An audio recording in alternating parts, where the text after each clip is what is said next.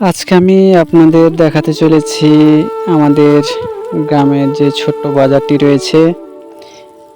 এই বাজারের পাশেই একটি আবাদি জমি, অর্থাৎ আমার দোকানের পাশেই।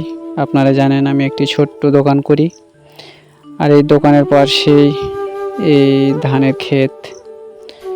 তো দেখতে একেবারেই অপরূপ সুন্দর। গোধূলি বিকেলবেলা আকাশের আবহাওয়া একেবারে মিষ্টি মিষ্টি।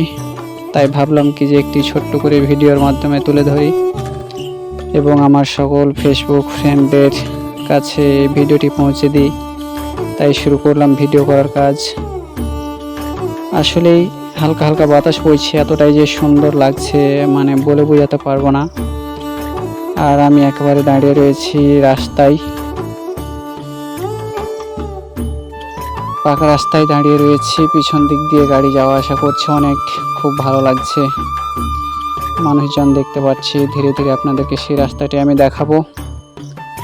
আর দেখতে পাচ্ছেন আবাদি জমির পাশে ছোট্ট একটি মসজিদ রয়েছে, মুসলিম ধর্মের মসজিদ।